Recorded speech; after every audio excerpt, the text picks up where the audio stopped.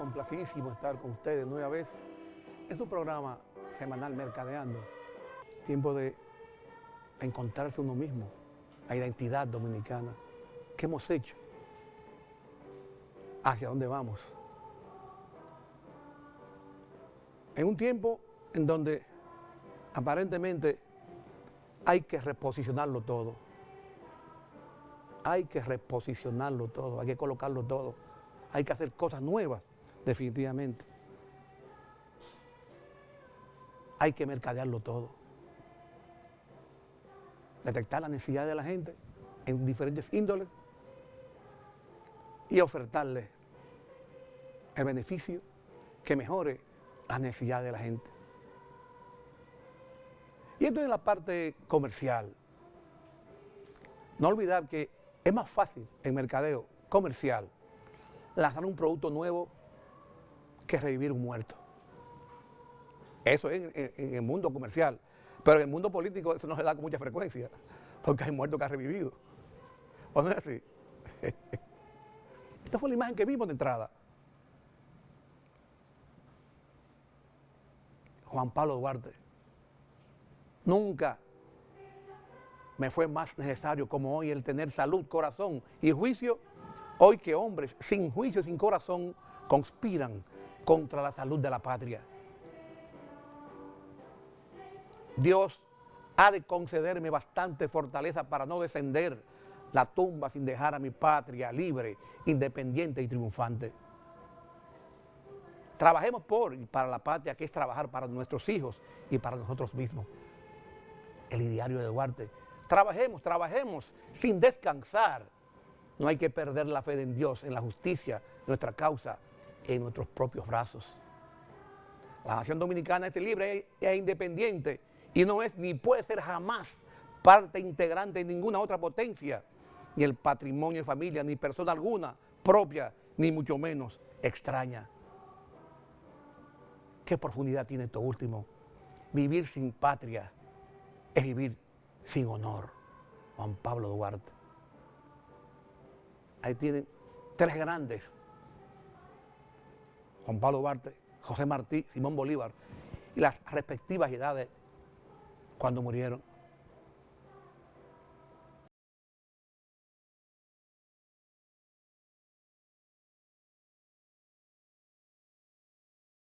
El secretario general de la OEA, Luis Almagro, estuvo en el Centro Carter para asistir a un evento en el que se debatieron los desafíos que enfrenta América Latina. Y más temprano tuve la oportunidad de entrevistarlo aquí en nuestros estudios en Atlanta.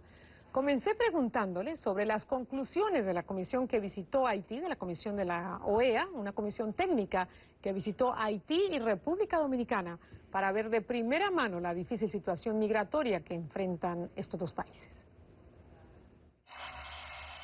Van a presentar un informe este año que va a ser la semana que viene. No podemos atrasarnos en estos temas, hacen a fundamentos de derecho y de vida de la gente. Por lo tanto, tenemos que abordarlos con bastante urgencia. Nosotros, antes de terminar el informe, porque la misión va a tener 2 o 3 fases más, querríamos tener una reunión con ambas partes a la vez. Es algo que la misión estuvo en República Dominicana, abordó diferentes asuntos vinculados a la realidad dominicana y a cómo se está evolucionando el tema de la migración haitiana, y luego la visita a Haití, con entrevistas con autoridades de gobierno también, y visita a los campamentos.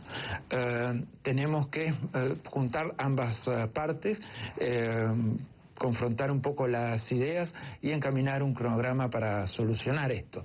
Creemos que se han dado pasos muy importantes desde el comienzo, ¿no? Yo el primer scrimmage que tuve con esto fue en la cumbre de CELAC en La Habana, y ahí, desde ahí hasta ahora, se ha avanzado mucho en la situación. Hay el registro de 300.000 haitianos, se han implementado medidas para su documentación, se han extendido plazos, se han creado condiciones. Ahora bien, tenemos que avanzar en lograr una solución definitiva a este problema. La solución definitiva implica que ambas partes acuerden variables fundamentales para atender el tema de migración. Es una isla, es Generalmente cuando es una isla no hay dos países, hay un solo país, aunque sea una isla grande como Australia. Esta es una isla pequeña con dos países, con realidades sociales muy diferentes, con realidades económicas muy diferentes, con realidades políticas muy diferentes. Cuando habla de soluciones definitivas, ¿qué está pensando usted? ¿En una amnistía, en mayor ayuda económica para Haití? ¿En qué concretamente está Claro, pensando? los temas de migración en general no se detienen en el país donde se recibe la migración, donde de la manera más efectiva de detenerlo es en el país donde surge la migración. Entonces, las mejores condiciones que podemos crear en Haití van a ser muy importantes en ese plano. Ahora bien, acá tenemos otras realidades que tienen que ver con descendientes de haitianos que han nacido en República Dominicana, aparte de los que se han venido emigrando. Entonces, tenemos que atender variables que permitan a las partes tener un acuerdo para trabajar conjuntamente cómo va a ser esa migración, cómo va a ser esa fluctuación de personas de un país al otro y su regreso al país de origen eventualmente. Y esos son los temas que son esencialmente jurídicos y políticos que los países deben abordar, con soluciones económicas, con soluciones que hoy son muy urgentes porque la migración asistida, como lo llama República Dominicana, o la deportación, como lo llama Haití, de cualquier forma está afectando la vida de miles de personas, y esos miles de personas merecen mejores condiciones de vida y merecen ser respetados en cada uno de sus derechos económicos, sociales, civiles, políticos y culturales.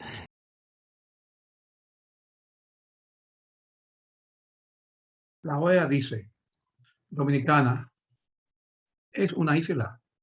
Realmente cuando es una isla hay un solo país, aunque sea grande como Australia. Y esta es una isla pequeña con dos países, dice Luis Almagro, secretario general de la OEA. Juan Pablo Duarte le vocea a la OEA lo siguiente. Entonces, ¿ustedes creen que aquí no pueden haber dos países independientes, República Dominicana y Haití, sino uno solo? Además, lo peor de todo es que ustedes están trabajando para lograrlo, y agrega el patricio. Se equivocan. Agrega usted lo otro.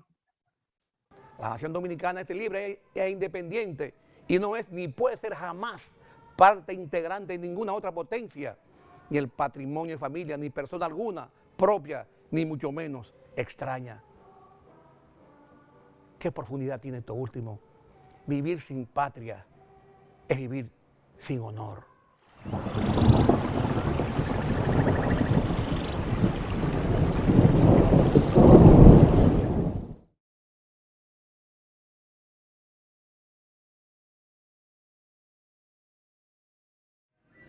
Barricadas y tiroteos puntuales en la segunda jornada de huelga general en Haití, en protesta por la actual crisis de seguridad que incluye secuestros masivos, violencia y falta de combustible. La penuria de carburante afecta al transporte público, a los comercios y a los hospitales de Puerto Príncipe, que funcionan con generadores eléctricos y donde la situación es dramática por no poder brindar asistencia sanitaria. Las oficinas de protección ciudadana han pedido a las bandas armadas que abran corredores humanitarios para permitir la distribución de combustible a los hospitales.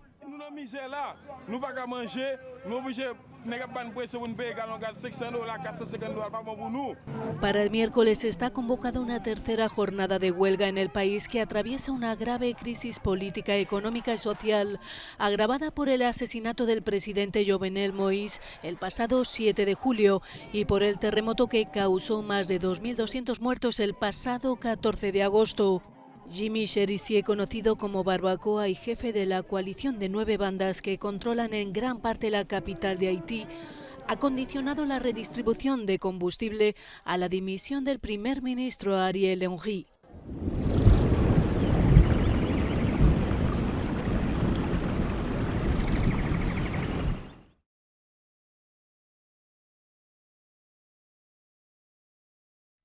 Noticia de última hora: Estados Unidos advierte que la comunidad internacional no asumirá la seguridad en Haití. Estados Unidos advirtió este martes que la comunidad internacional no irá al rescate de Haití para solucionar la grave crisis de seguridad que vive el país caribeño, ocasionada por el auge de las bandas armadas. Así lo manifestó el subsecretario de Estado para la lucha contra el narcotráfico, Todd Robinson, durante una visita a Puerto Príncipe, en la que anunció una donación de 60 vehículos y de 200 equipos de protección a la Policía Nacional de Haití. Al final de cuentas, no va a ser la comunidad internacional la que venga al rescate de Haití. Van a ser los haitianos, van a ser las autoridades haitianas, va a ser la policía haitiana quienes van a ser responsables de la seguridad en el país, aseveró Robinson en una comparecencia de prensa en la embajada de su país. Estados Unidos advierte no asumirá seguridad de Haití. Entonces, ¿quién? ¿Nosotros los dominicanos?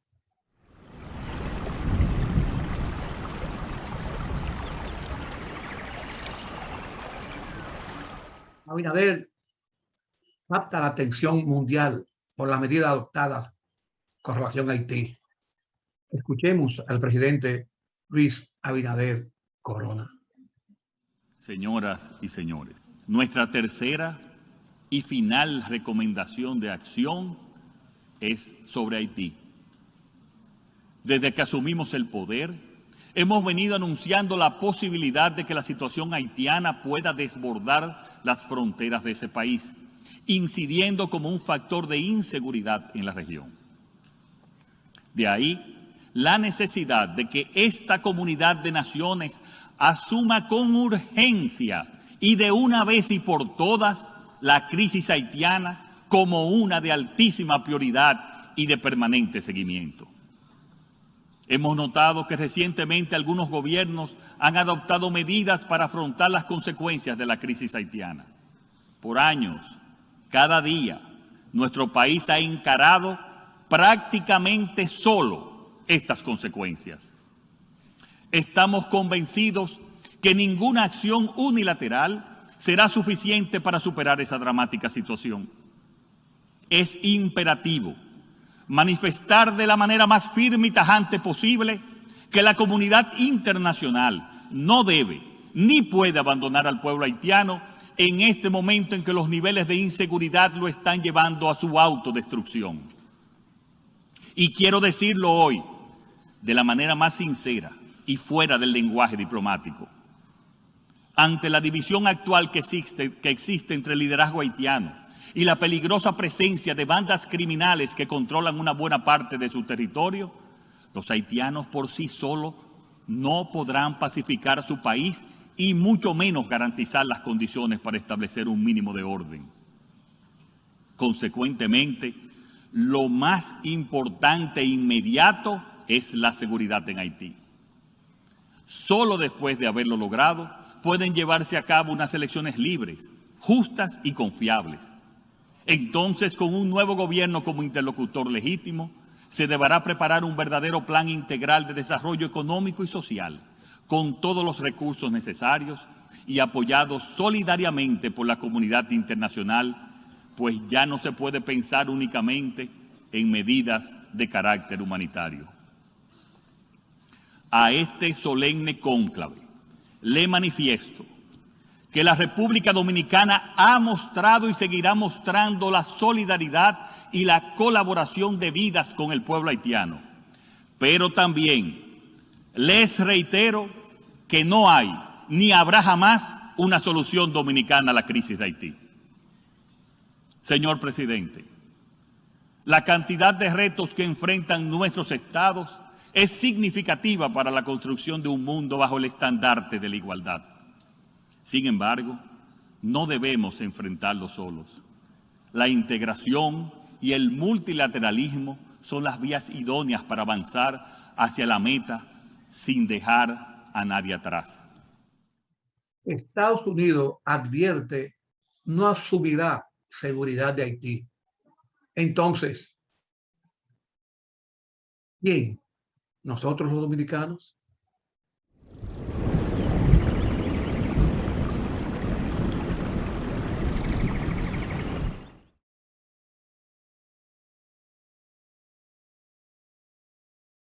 tantas cosas que valen para entender la vida. Vemos que el mercado está un poco lento. ¿Por qué? El mercado es lento porque hay mucha gente que coge presión, que dice que va a tener holga.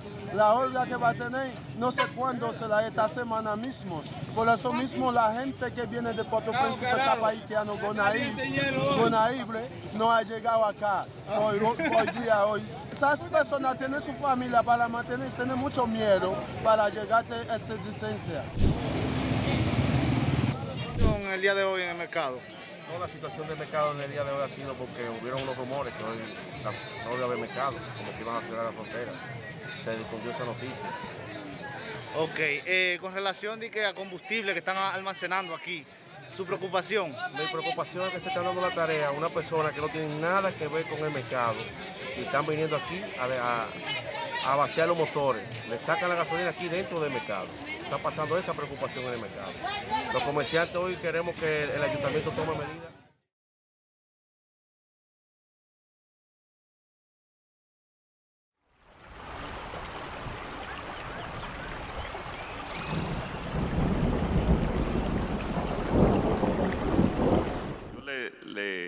Les reitero que voy a hablar extensamente sobre ese tema en los próximos días. Solo decirle que que todos los estudiantes haitianos que están aquí en el país no cambian su estatus, continúan su estatus y no van a tener ningún problema aquí. Lo que se está diciendo es que no va a haber una renovación automática y que tenemos que chequearlo, porque yo tengo que proteger a este país. Y chequear de que aquí no entre nadie de bandas ni de que estén ligados a otros sectores camuflajeados.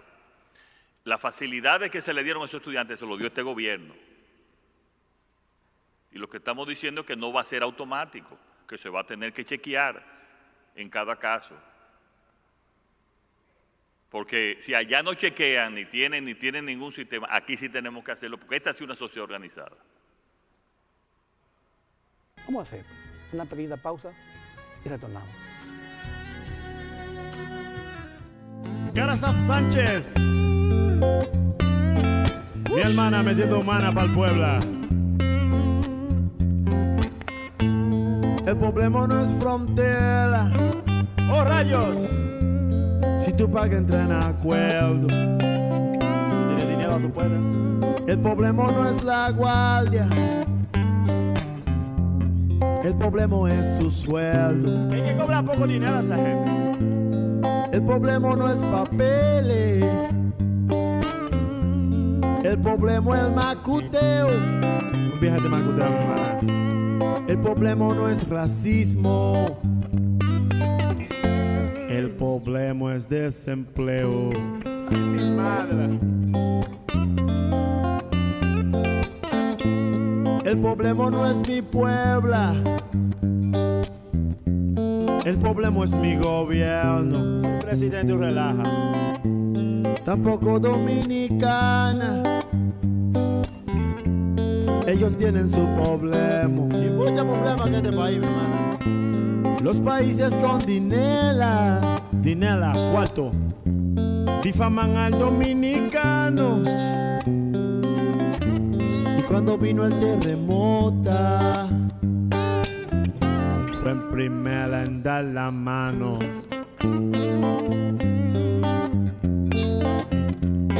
Americanos vinieron en Haití, fotos se hicieron. Y cuando el cólera vino, ellos se fueron.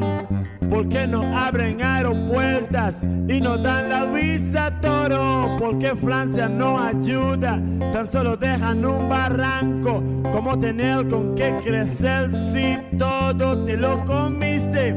Americanos vinieron en Haití, fotos se hicieron. Y cuando cólera vino, ellos se fueron. Nuestro problema es por el hambre, no por la falta de suelo. Esos países desarrollados que están diciendo mentiras ahí, metiendo venena. Si yo me quiero ayudar, también me he dado visa a todo el mundo aquí para que todo el mundo resuelva. República Dominicana, República de Haití, un abrazo bien grande. Carasaf Sánchez aquí, se cuidan.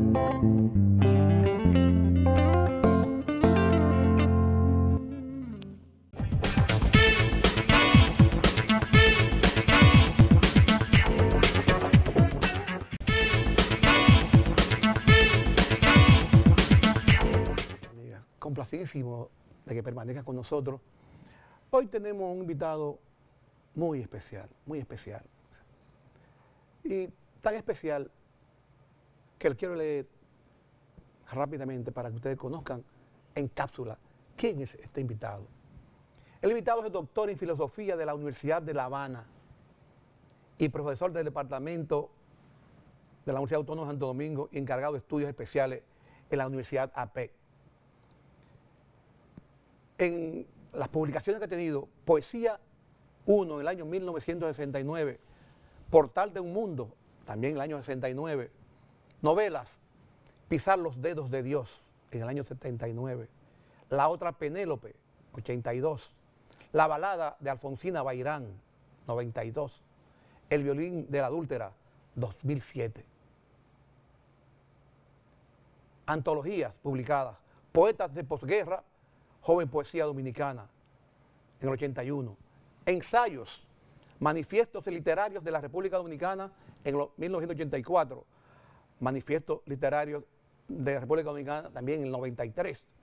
Al filo de la dominicanidad, 97.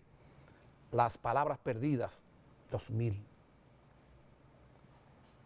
El invitado nuestro del día de hoy, suyo y mío, Premio Nacional de Novela, año 1981, Premio Nacional de Novela de la Universidad Nacional Pedro Enrique Ureña, 1991, Premio Nacional de Ensayos, 1994, Premio a la Excelencia Periodística, 1999, por su columna Tiempo Presente.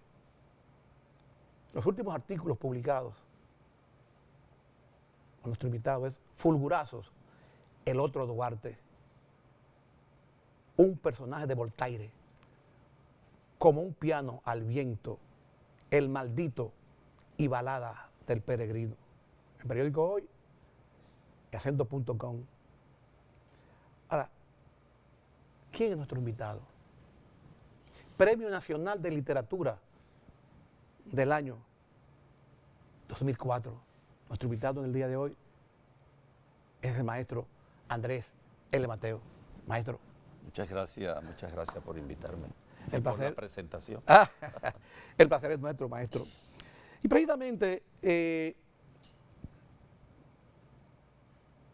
yo, siendo portavoz de las personas que nos están mirando, he hecho la selección de invitar al maestro Andrés L. Mateo, porque como les he dicho siempre, lo importante en nuestro país en la actualidad no es cuestión de nombre, sino de calidad de pensamiento. Claro. Y en ese contexto, maestro Andrés L. Mateo, intelectual, la primera pregunta obligada es,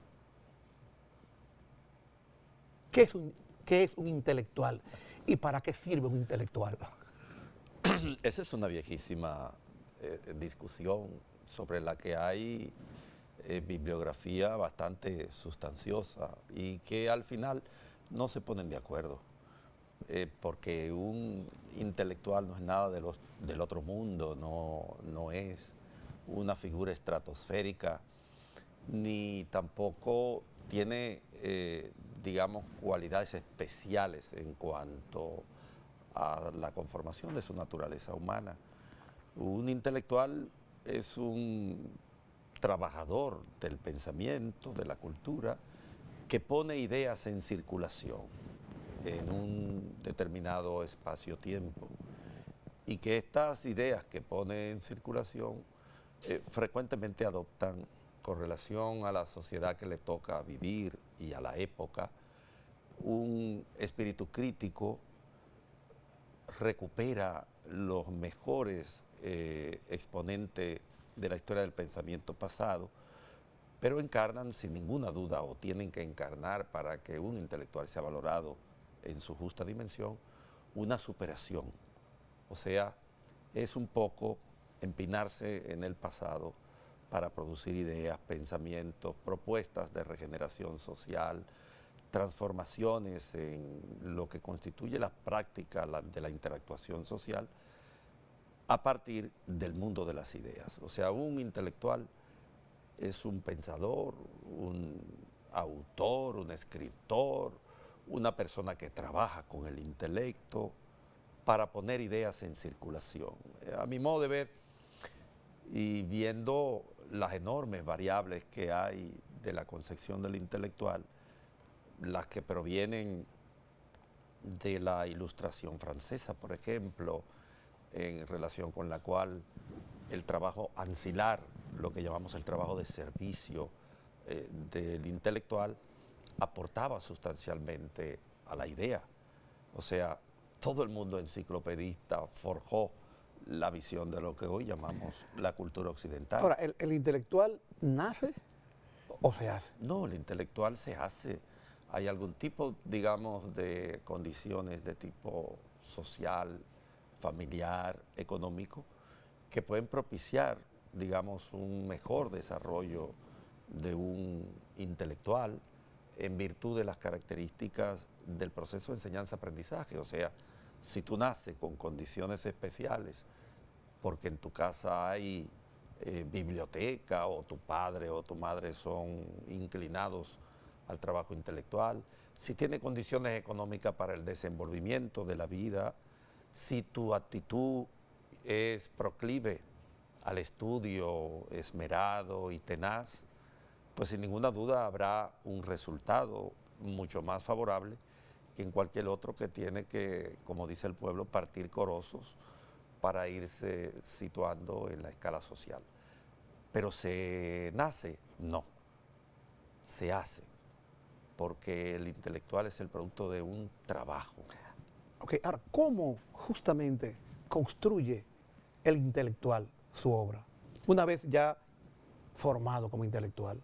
Bueno, a partir del trabajo cotidiano y de la visión de la realidad que asuma como su objeto de estudio. Pongamos el caso de un intelectual, qué sé yo, como Goethe, por ejemplo, en la cultura alemana.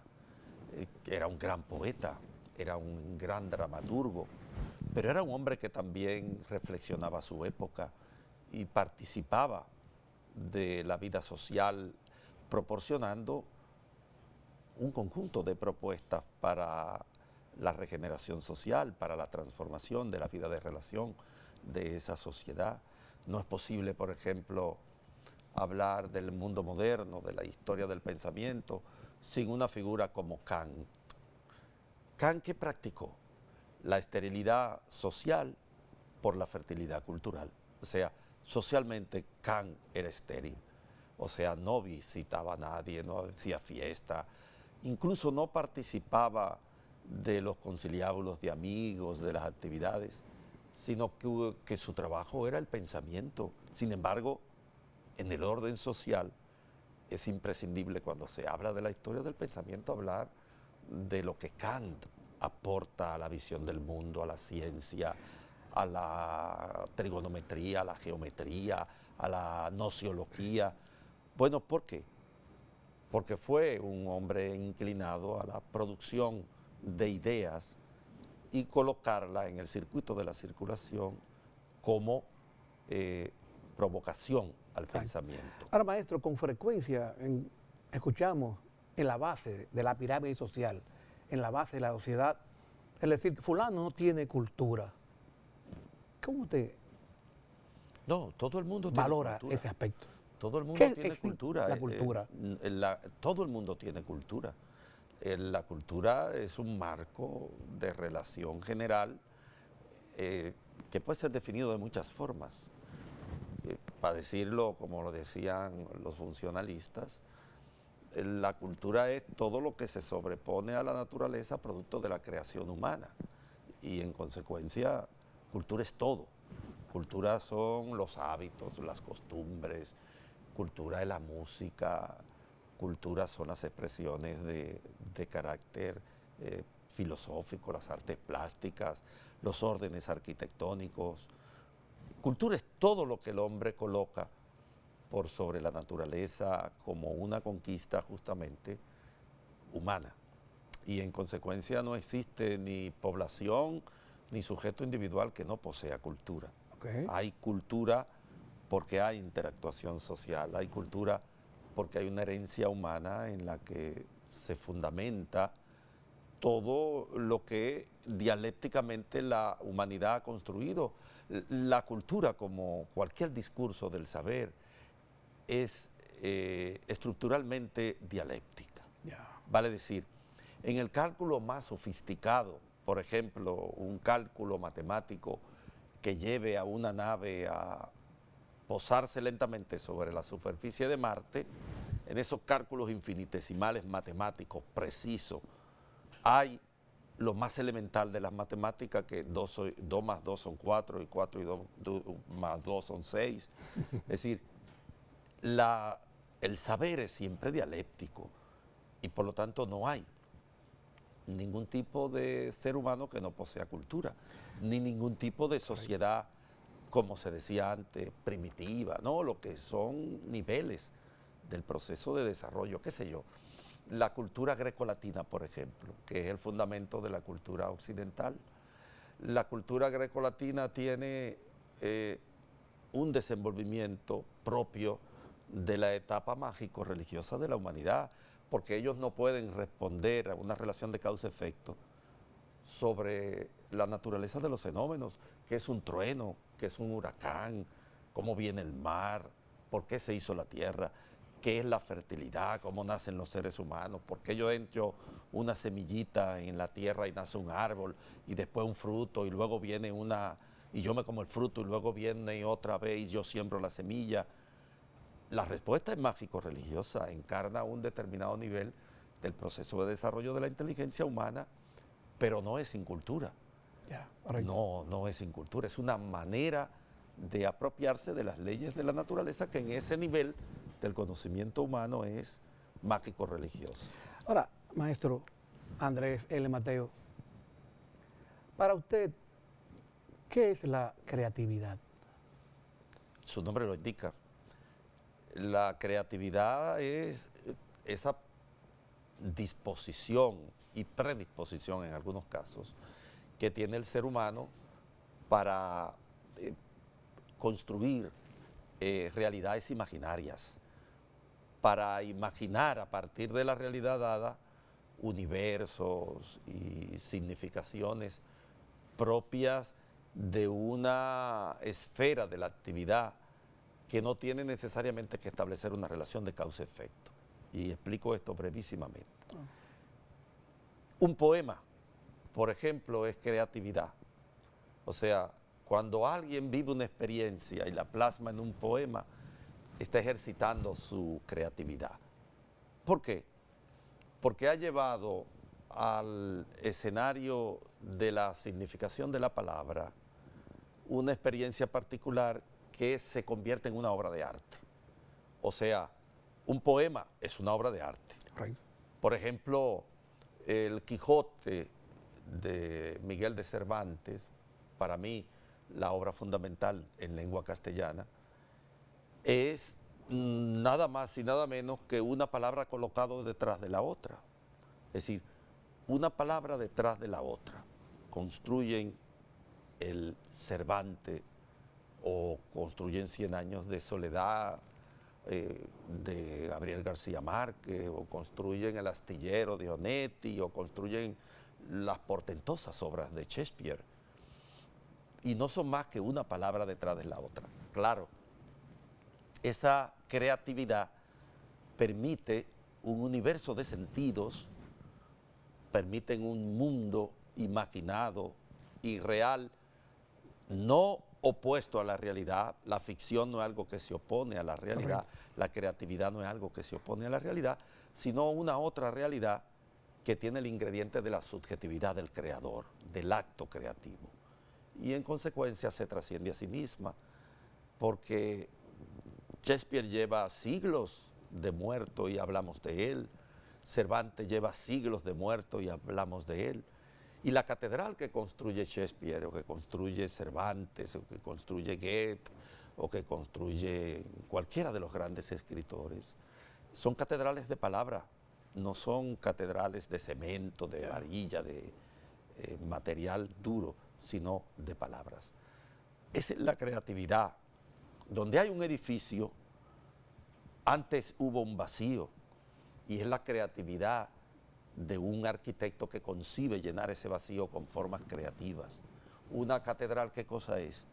Algo que estuvo primero en la imaginación de un arquitecto y que se estructura a partir de un acto de creación, fundado en el caso del arquitecto e incluso del ingeniero en la ciencia, porque todos sabemos que la arquitectura es el manejo de volúmenes, de grandes masas de volúmenes, que se armonizan a partir de los cálculos matemáticos.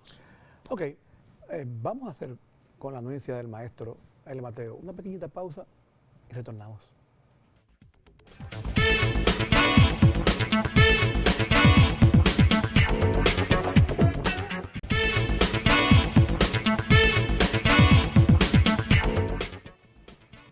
Bien, amigos y amigas, gracias por permanecer con nosotros.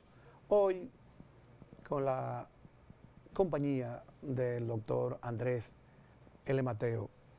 Andrés, cuando nosotros comparamos, ahora estamos en el año del Bicentenario, y comparamos las décadas de los 70 y lo que está aconteciendo en el país nuestro, a veces decimos, justamente, es que la ideología está en crisis, es que no existe ideología, ¿o qué? Bueno, hace un poco que ha salido ya del tema aquello de el fin de la historia, que se acuñó a partir primero de las propuestas de Fukuyama en aquel libro que él mismo después desmintió, quiere decir, se desmintió a sí mismo. Y luego con la caída del muro de Berlín y la desaparición de aquel llamado bloque socialista, el fenómeno de la supuesta desaparición de las ideologías se ha ido apagando poco a poco. O sea, ya hemos visto que hay siempre una valoración ideológica, y si entendemos la ideología en el sentido en que la usó primero Hegel, que es quien primero la usa en tanto instrumento de interpretación de su filosofía de la historia, y después Carlos Marx, que la usa como interpretación de la historia materialista dialéctica, o sea, ideología como falsa conciencia, ese cuerpo de valoraciones que te permiten legitimar una práctica. Correcto. Por lo tanto, hay ideología en el campo de lo social, siempre y cuando hayan prácticas determinadas que requieran de una legitimación. Pongamos por caso, el hombre esclavista, el que vivía la esclavitud, no sentía que estaba haciendo nada malo, y ni tampoco las leyes lo condenaban por tener esclavos. ¿Por qué? Porque todo el cuerpo ideológico de la época estaba destinado a la legitimación de esa práctica. Ahora, lo que está aconteciendo en el país, podríamos atribuírselo a la falta de praxis de una ideología definida. No, en realidad lo que está ocurriendo en el país es un problema que se deriva de la descomposición lógica de las prácticas políticas y no de las valoraciones ideológicas. Por ejemplo, Juan Bosch se vio obligado a estructurar un partido de cuadros después de haber estudiado la ideología de la pequeña burguesía. Bueno, pues porque el partido que él se propuso hacer era un partido que iba a estar obligatoriamente integrado por pequeños burgueses. Y entonces estudia la ideología de la pequeña burguesía. Mira, escribe un libro completo que se llama El papel de la pequeña burguesía en la historia, pero tiene 4 capítulos dedicados a la estratificación de la pequeña burguesía en la composición social. Y luego hay un libro más y una serie de artículos, porque fue una preocupación. Bueno, ¿en virtud de qué? En virtud de que la naturaleza de clase de la pequeña burguesía, su mundo ideológico, es un mundo muy ambivalente, es un mundo angustioso, porque como su nombre lo indica, el pequeño burgués está en el medio de la estratificación social y lo que quiere es ascender, no descender, nunca descender. Entonces vos estudió todas las características psicológicas, su comportamiento, su forma de interactuación social, los valores con los cuales interactuaba.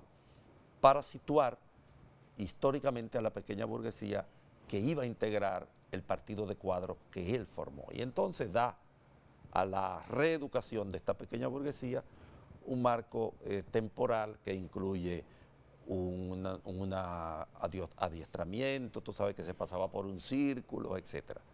Bueno, ¿por qué? Porque vos estás muy consciente de que esta ideología pequeño burguesa es disolvente, tiene una tendencia al individualismo, posterga los proyectos sociales y se hace entonces hegemónica en el aparato del Estado. Ahora, la ideología, por lo tanto, existe. Ahora, en ese contexto, maestro Andrés L. Mateo, con la genialidad del profesor Bosch, dos estructuras políticas, dos macro partidos con resultados diferentes. ¿Cómo usted evalúa eso en el contexto actual?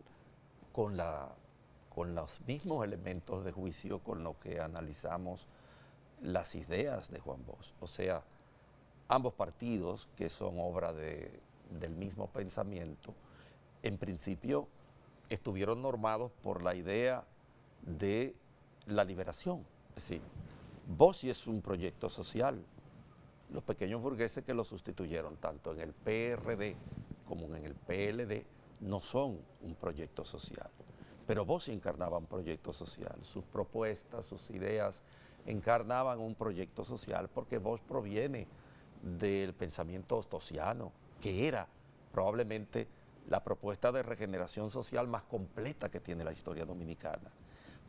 Por eso fracasan los dos proyectos desde el punto de vista de la ideología bochista.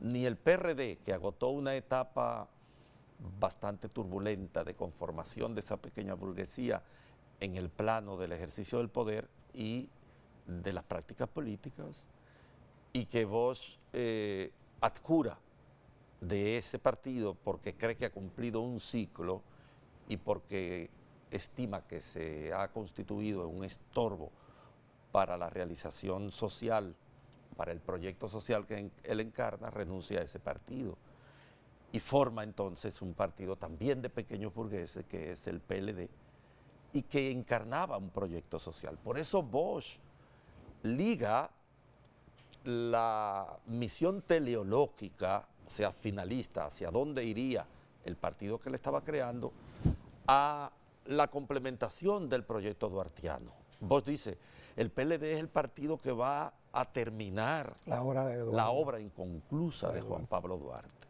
Pero para eso tiene que depurar a la pequeña burguesía, tiene que depurarla de sus vicios. Y por eso los círculos de estudio y por eso el colador que se estructuraba en ese partido para llegar a los cuadros directivos.